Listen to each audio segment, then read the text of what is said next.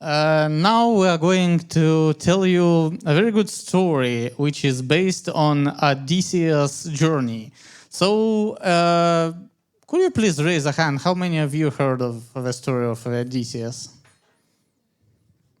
Nice. So everybody learned something from school.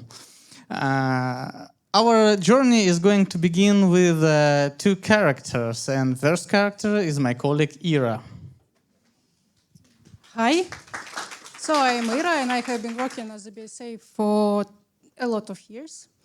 And when I'm talking about documentation, usually it's about technical documentation, requirement specification, architectural scheme, and other stuff. Not user documentation. I don't want to upset you. So, Ivan. And the second character is your Ivan, my name. I've worked for a lot of companies starting from game dev, outsource, and now I am in the best company, Exness. I have both positions of the business system analyst and the position of the QA in my team. Hope my team lead is happy about that. Today, what you're going to learn about our journey, it's not just a specific about, we won't speak only about the journey of Odysseus, but to know more, I'll give the word to Ira. Okay. In our opinion, the most important reason why onboarding for BSA can be hard or difficult, it is the lack of documentation. Please raise a hand who agree with me. Okay, cool guys. So we have some experience and we would like to share our insights on it. And we would like to use our Odysseus, not our Greek Odysseus, Homer's Odysseus, as a model of a BSA who just joined a new project and there is no documentation, or this documentation is not really good. So we are going to cover the basics, where he could start, who can help him, and what steps he can take next. And we are going to have a lot of references, to do a lot of references to Homer's Odyssey. So I just will make a quick reminder about the plot. So Odysseus was a really smart guy. He also was the king of Ithaca. He took part in the Trojan War. Trojan horse was his idea. So he played kind of a really major role in the Greeks' win. So when they were on their way back home, Poseidon, the god of the sea, who was not really pleased with Odysseus and the Greeks in general, who caused a storm, and this storm kind of destroyed Odysseus' fleet, and that's when his journey began. It took him almost 10 years to get back home, so we hope we will wrap up sooner. So let's start. At the very beginning, Odysseus found himself on the island of Lotus Eaters. And those guys, eaters, they gave to the crew of Odysseus lotus fruit. I think it's kind of ancient persimmon. So the guys, Odysseus' companion, they lost their memories and felt very sad. You can see it on this picture. So if you just, not you, but our Odysseus just joined a new project, I think that he also may feel not very happy about it. He can be clueless and lost. So we would recommend him in this case to stay positive. Yes, it's obviously, but still, it's very important. So still stay positive. Stick to your values and don't be afraid to use what you learned in your past projects. Okay, let's continue. This is a very complicated story, and I think it's kind of the most. It has a lot of things here to do. So the story is that after the Lotus Eaters, Odysseus found himself on the island of Cyclops. They are kind of not very friendly, one-eyed giants. And then Odysseus and his crew were captured by Cyclops Polyphemus. He wanted to eat them. So to escape this, Odysseus had to use a very smart trick. He introduced himself as a nobody when Polyphemus asked him. And also he understands that the weakest point of the Cyclops is his single eye. So yes, he introduced himself as nobody and he blinded the giant when he slept. So the giant didn't see him anymore and he could escape. But the problem here that there were other Cyclops. So when they asked Polyphemus who hurt him, he said like nobody, and they okay, nobody.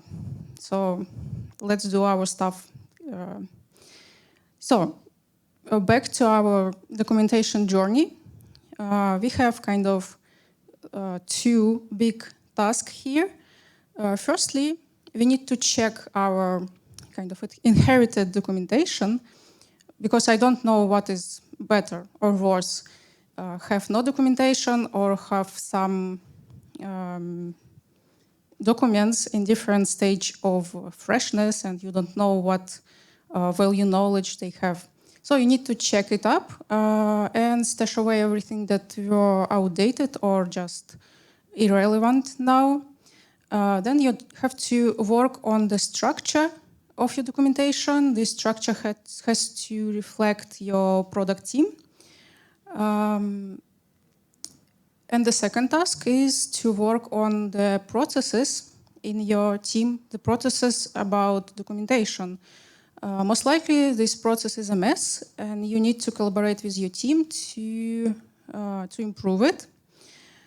And kind of a very important stuff here, it's to write down every agreement that you make with your team, because otherwise you can find yourself in the situation where nobody has to write documentation.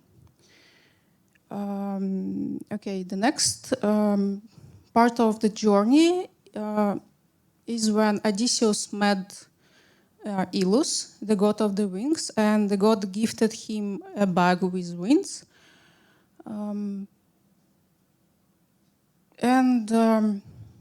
Those wings were meant to, thank you, were meant to carry him safely to Ithaca, but there were a deal that Odysseus has to relieve the winds when he joins the destination. And unfortunately, when Odysseus had a nap, his companion just opened the bag because they think that there were some treasures inside.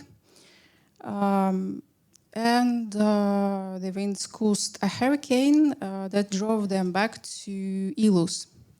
So here we are going to learn from Odysseus' mistake. Lesson number 1, you need to share your knowledge. You need to identify members in your crew who has kind of key knowledge, extract it, and then to write it down. And this will help you to avoid dependencies on specific individuals. And the lesson number 2 is that you need to be patient, because documentation is a long-term commitment, and it won't be ready in a week or 2. So you need to work on it for quite long, but you can prioritize and start with the most important documents, so they will be ready much sooner. The next part of our story is about Lystrigonians, but I won't tell you about them. they also evil giants. I will tell you here about templates, because templates, I mean documentation templates, it is a very powerful instrument, but here is a problem with it, because they are kind of very hard to create, but they will help you to work more efficient on your documentation. But at the same time, you will need to spend time on tuning them. And here I'm going to over to Ivan. We are not describing eventually how the Odysseus came from the Trojan War, and after that he went home, but we are doing it in a short period of stuff. So to make some people wake up, let's ask, how many of you saw the chaos in your documentary? Please raise a hand. No, I am asking how many of you saw the chaos in the documentary. Oh, so you see, so not less people. And how many of you saw how it becomes in order? Less hands. When Odysseus came to the Circeus, the enchantress, to her island, there was two things he saw. First, his crewmates become like a pigs. She enchanted them because we were eating like pigs, so that is what happened. Same goes with your documentations. Usually it's becoming a pig if you're not working with it. And after Odysseus spoke to the Circe, she became so good hostess that he spent 1 year on that island. And his man spoke to him that, hey, Odysseus, we need to go after 1 year. That is why the main idea of this journey is to find your allies, which will say you, hey, dude, we need to go. That is why if you are going to a process of documentation, you need to create it like a real development process. You need to speak with your lead, say, we need a good documentation. Your lead will look at you and say, we worked 10 years without documentations. Why do we need it now? But you need to be sure that you need to inspire him to create it as a development process. That is why after your pigs become your real men, you'll spend 1 year on fixing all those things in your documentation. And as I spoke before, you need to constantly work, because if you'll stop working with your documentation, they'll become pigs once again. And after our journey, Odysseus looked for the wisdom. For that, he traveled to the underworld and... Thank you. There he met 4 people. He met a little bit more people, but those 4 were very important. First, he was consultant with his mother. He spoke with well-known hero Achilles, and he spoke with his crewmate Elpenor. And only after that, he spoke with Tiresias. Why we are speaking about the underworld? Usually, working with documentation is a real hell. The people who work with documentation will understand.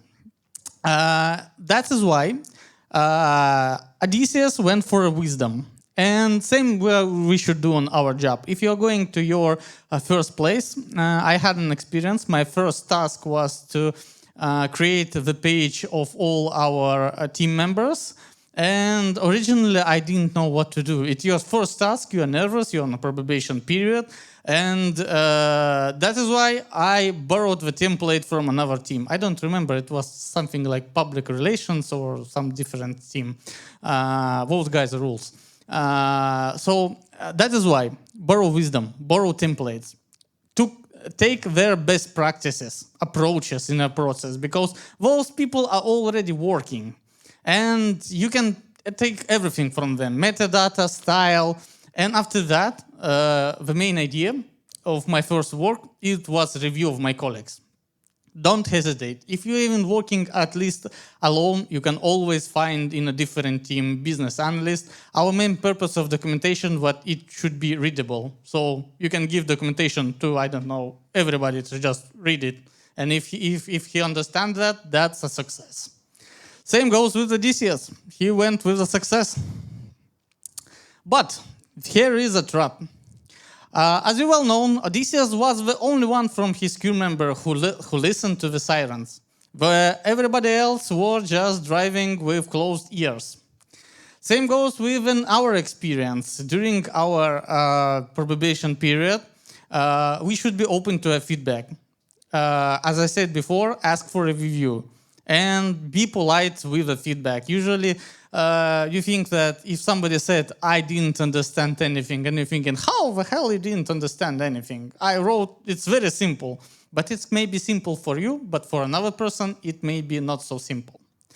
That is why you need to have feedback, and after that, monitor your progress. If people giving you feedback, you should always see how you're improving. Your documentation becomes readable. You start writing after every sentence and crying on the sheet of paper. You see that you become smiling, people asking you to present something on the conventions and etc. So you are monitoring your progress, you are evolving. And the last but not least, why the sirens? You need Odysseus was the only one who listened to them, but he didn't drive the ship. His crew member drives the ship. That is why the same. You need to know who to listen. On my previous job, I had experience when manager of my manager came to me and asked me how I should do the job. Tell me to do the job. If we would listen to his advice, I think our ship would suck. Same as Odysseus if all his crew members were listening to the sirens. So choose your advisors wisely. And during his journey, Odysseus, already inspired by all his wisdoms from his guys, from going from hell and back, he knew one thing. His ship should go through the Scylla and Charybdis. And if Scylla and Charybdis, sorry. So if Scylla would sink down his ship, in the opposite, if Charybdis would sink his ship, the Scylla would take only 8 his men. He knew that, but he didn't tell to his crew members everything. That is why, same with our documentation. Usually we are in the different situations where you need to work on something like, I don't know, MVP, or on your local task with analytics, but your documentation is already in some sort of a mess. You need time for this. And so that is why you need to communicate with the stakeholders and show them the importance that, for example, sorry guys, every Friday from 3 p.m. till 6 p.m. I'll just work on documentation I'll create something better. And I think if every stakeholders will think, okay, 3 hours a week, not so much time. We are going to leave him this time. And the main pressure for you will be that why you need to communicate about that, because you have your own feature to discuss, to analyze, and you need to do something with your old documentation. And there will always be deadlines. Always be deadlines, because we are working in IT structures, mostly working in IT structures. We always work with some sort of deadlines. Nevertheless, you have Kanban, you have Agile, or you have Waterfall, you still have deadlines. And as far as we all know, they may not be very relevant. That is why don't be afraid. You should consider them, but don't be afraid. And finally, if everybody agrees that you will spend some time on documentation, in future, everybody is going to say thank you. Same goes with Scylla and Charybdis. Eventually, Odyssey avoided this journey. But strangely, only one Odysseus arrived to the Ithaca. As our journey goes, we can see that he succeeded his first journey. Okay, he lost all his 12 ships, he also lost all his crew, but he achieved his main goal. He arrived at home. So, in a nutshell, if we speak about our analytical, you're first time on your project. You don't know, you are afraid, you're on probation period. You need to understand that you're an analyst. You already have every superpower you need. You just need to start doing what all analysts do. Optimize, establish some structure, work with some templates, and remember that you are not alone. We always are colleagues in different streams, and even if you have very small project, you can speak with colleagues from your previous job.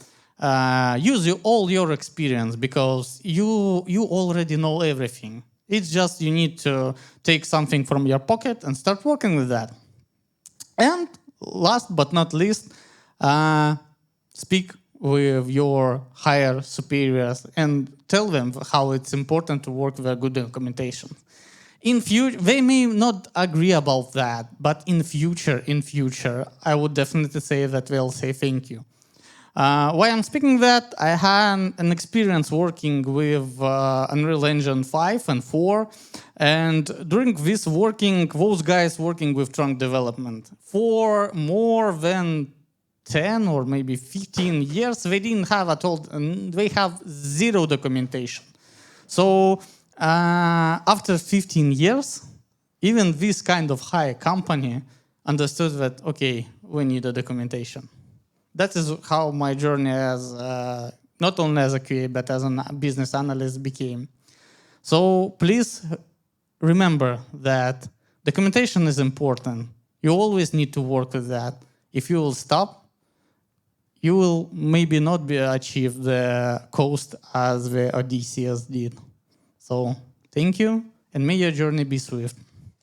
If I have lots of documentation tag debt, so I have lots of undocumented processes in my job. What should I do? Should I spend much time on it? What should I pay extra attention for? And should I spend time at all, or should I just give it to ChatGPT and give all the code to ChatGPT and it will describe it somehow? Can I ask, are you working alone? Well, no, I'm not working. Delegated. No, but if we're speaking in a seriously, you need to understand first, as we spoke, make a revision of your document. If it's not relevant, just archive it. If it's relevant and you need to use it, start from a structure. Because, I don't know, use some Ishikawa or something like that to create some structure for you. After creating a structure, you'll understand that it's becoming way more easier working for you. Can you please describe what tools are you using for creating documentation? And do you have your own templates, or you may be using some? Okay, I will answer. So we use usual set of documents for analytics. It is Confluence, and we will also have Lucidchart for diagrams. And about templates, all teams have their own templates. They work on them kind of separately. We didn't force one template for each company, for each team. So the basics, nothing fancy. In my team, I could say that we have a passport for each feature, which is written who done, when done, what on stage it is. So we are working with a kind of templates. And usually we are always that we consider in our team with my colleague analytic and my team lead that having a passport in each documentation is making more order and way more understandable what kind of document do we have. I also have a question about process at Exness to Ivan, probably. You mentioned that The process of reviewing documentation, I agree with you that it's very important because when you have another view on your documentation, it can help to improve it a lot and make it better. But you said that it can be useful to just come to your colleague and ask for review. But everyone here, I think, has a lot of routine job to do, and it may be difficult to find time for reviewing other colleague documentation. So do you have any process of reviewing? Maybe all of your business system analysts have time for reviewing other requirements, other documentation or something like that? So to be honest, different teams usually works in some sort of like closed incubation because they have knowledge which teams usually don't have. My team have a very special ability because at one point only 2 analytical guys left, me and my lead. And usually when I wrote something, she reviewed it. But, you know, lead is kind of hard thing because she has tons of stuff to do. She still finds somehow she finds some time for that. She wrote comments on everything. For example, I didn't understand that, or maybe you should not write this so like you're doing, or something like that. So, and it's very good when you are communicating in your team. Nevertheless, our team worked with different teams, started working with different teams. During that, we established the process when we created some knowledge sessions to a different consumers. We're creating the tool inside our company who is used by our employees. So we created some knowledge transfers. And those knowledge transfers became very useful because colleagues started understanding way more deeply the feature.